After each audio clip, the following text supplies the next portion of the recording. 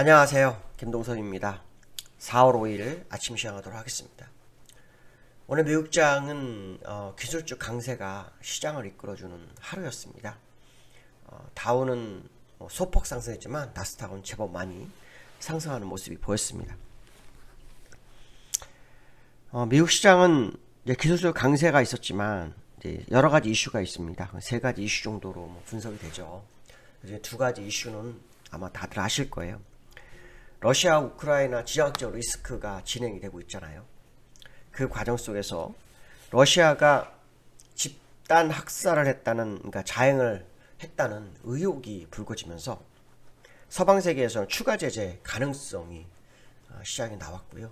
그것이 결국 유가를 또다시 급등으로 이끄는 상황이 됐어요. 원래 유가가 상승하면 시장이 못 가죠. 그러니까 지금 유가는 시장에 사실 반영을 잘 못하고 있어요. 반영 못하고 있고, 다만 인플레이션 산정이 어떤 식으로 반영이 되는지 이게 중요한 상황일 거다. 이런 생각을 해봐야 될 것 같고요.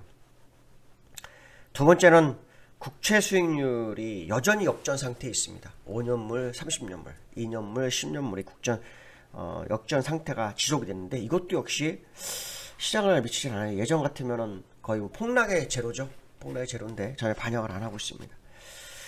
경기 침체에 대한 전조 현상으로 항상 보잖아요. 패트릭 하커라는 그 필라델피아 연은 총재 같은 경우에는 채권 수익률 지표에 불과하다 이렇게 폄하하고 있지만 믿어서는 안 되죠. 믿어서는 안 됩니다. 좀 더 시간을 두고 봐야 되겠죠. 문제는 뭐냐면 국채금리가 이렇게 역전이 계속 진행되면 5월 달에 금리 인상은 큰 폭으로 진행될 수밖에 없다는 것을 계속 알려주는 시그널로 봐야겠죠. 어쩌면 0.50% 이상이 진행될 수도 있습니다.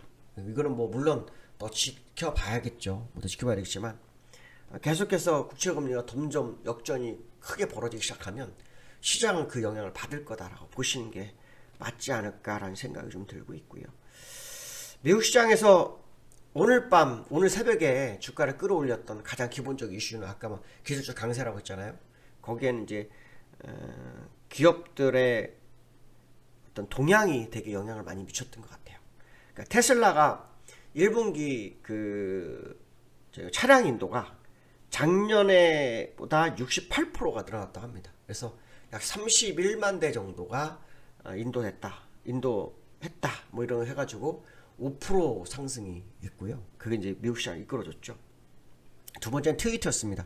트위터가 일론 머스크가 지분 매입을 했다고 하네요. 9.2%. 그 소식에 27%가 급등하면서 시장을 이끄는 거죠. 그러니까 사실은 시장을 전체적인 많은 종목을 이끄는 게 아니라 개별 종목을 이끌어가는 그런 상황이 되고 있다. 거기다 렌터카 업체인 하츠가 스웨덴 폴스타가 전기차를 6만 5천 대를 구매한다. 이 소식에 주가를 끌어올리는 상황이 됐습니다. 어쨌든 미국 시장은 악재를 외면하고 있습니다. 언제까지 외면할지는 잘 모르겠습니다. 언제까지 악재를 외면할지 모르겠지만 분명한 것은 이 악재가 수면 밑에 계속 진행이 되고 있다는 게 문제인 거죠. 새로운 재료가 시장을 대추세로 끌고 갈 수 있겠냐, 이게 되게 중요한 포인트거든요. 지금 현재 이 테슬라의 이 1분기 어떤 차량 인도가 작년보다 늘었다라는 거, 트위터가 일론 머스크의 매입이 9.1%다 20% 올랐다, 이게 시장 전체를 추세로 전환해서 대세로 끌고 가는 재료는 아닌 거로 봅니다, 저는. 그렇기 때문에 지금은 시장에서 악재를 외면하고 호재를 바라보다 보니 이런 재료들이 시장을 이끌어온 거다, 이렇게 해석하는 게 맞겠죠. 그게 맞다고 보셔야 될 것 같고, 큰 재료 중에서는 시장을 대세로 끌고 갈 재료는 아직 없습니다. 금리 인상을 이길 만한 재료는 없습니다. 그냥 결론적으로 말하면 내려갈 시간이 늦어지는 것 뿐이지 방향은 아직도 상방이라고 보기에는 어렵다고 봐야겠죠. 조금 더 시간이 필요한 상황이겠지만 어쨌든 지금은 여전히 시장의 유동성이 회수되는 그런 과정으로 가고 있고, 그 과정 속에서 원자재가 오르면서 인플레이션이 유지되고 있고 국채가 역전되고 있는 이 상황을 외면하는 시간은 그렇게 길지 않을 거다라는 생각 한번 해봐야 되지 않을까. 해결되기 전까지는 외면할 수가 없어요. 계속 외면할 수는 없어요. 해결의 의미가 되게 중요하겠죠. 미국장을 보시면 다우는 별로 안 올랐어요. 0.3% 올랐고요. 나스닥은 많이 올랐어요. 아시겠지만 트위터나 뭐 테슬라 다 나스닥에 소속돼 있잖아요. 그렇죠? 그러다 보니까 좀 많이 오른 그런 상황인데요. 기술적으로 좀 보면 다우는 60일선에서 지금 3일째 놀고 있죠. 그죠? 올랐지만 거기 놀고 있어요. 약 5, 6일 전에 고점을 돌파하지 못한 상황이죠. 또 주봉도 역시 뭐 여전히 거기 싸우고 있는 상황이라서 100% 추세가 더 올라갔다 뭐 이런 말하기 좀 부담스럽고요. 나스닥은 지금 60주선을 돌파 시도를 하죠. 그러나 일목구점에서는 여전히 어려운 상황이다.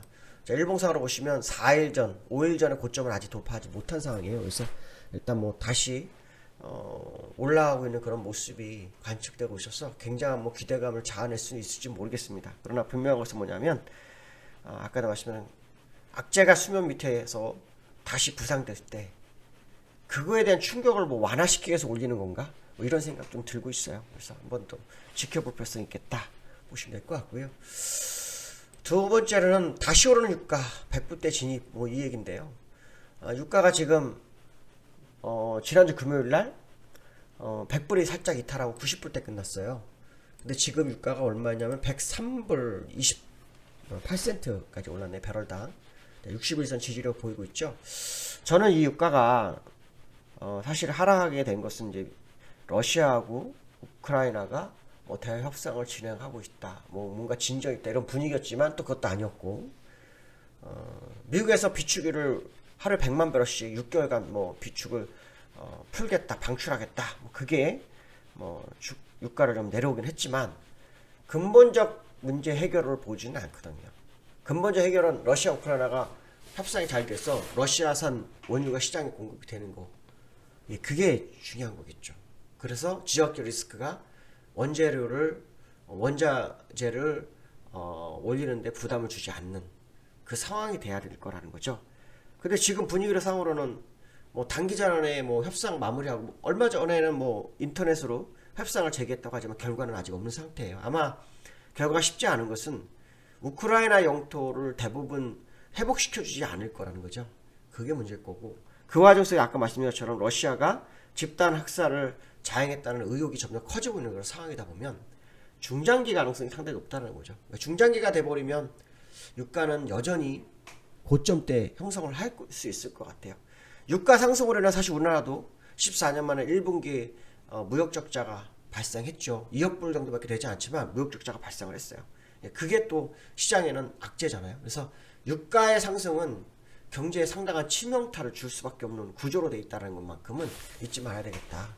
그래서 지난번 저점 부분에서 다시 올라오는 이 상황은 아마도 유가가 다시 올라갈 소지를 열어두고 보시는 게 좋지 않을까, 그런 생각 해봐야 될 것 같고요. 세 번째로는 코스피가 어저께 60일선 조고하고 끝났어요. 방향성이 어떻게 될까? 오늘 밤 미국장이 상승이기 때문에 일단 조금 반영을 하겠죠. 코스피가 반영할 확률이 있어요. 60일선 돌파 시도가 있을 수 있을 것 같습니다. 근데 기술적으로 정말 이게 이런 식으로 이 주봉으로 갈게 쉽지 않거든요. 만약에 정말 간다면 진짜 막 2870, 80도 볼 수 있어요. 정말 가려고 한다면. 그런데 이게 그럴만한 재료가 우리나라에 없거든요. 왜냐하면 미국이 금리 인상을 5월달에 6월달에 한다면 이번 달에 우리나라 4월달에 우리나라 금리를 금리 인상을 좀 선제 대응을 해야 될지도 모르는 상황이거든요. 그러면 또 우리나라 금리 인상에 대한 리스크가 굉장히 크잖아요. 그런데 이 금리 인상을 안 할 거다 생각하고 5월달까지 뭐 시장 방향성을 보겠다, 이것도 좀 그런 것 같아요. 특히 수급적으로도 선물에서 외국인이 어저께 좀 산 거 외에는 없어요. 별거 없습니다. 미니 선물에서 1000억 정도 매수한 거 외에는 시장의 방향성이 없는 상황이에요. 언제든지 물량이 출혈해도 할 말이 없거든요. 특히 원달러가 1215원대 준 전후를 계속 유지하고 있어요. 그러니까 이거는 또 무슨 말이냐면 코스피가 2757이라는 게 굉장히 고평화됐다는 것을 의미하기도 하거든요. 그래서 여러 가지 좀 어려운 상황 속에서 지금 올라가고 있는데 좀 더 지켜볼 필요성이 있겠다. 그러나 대세를 논하는 자리는 좀 아닌 것 같고, 다만 이제 투자가들에게 빠져나올 기회를 주는 게 아닐까, 그 생각도 한번 해봐야 되겠다, 이렇게 말씀드릴 수 있을 것 같습니다. 오늘 여기까지 하겠습니다. 감사합니다.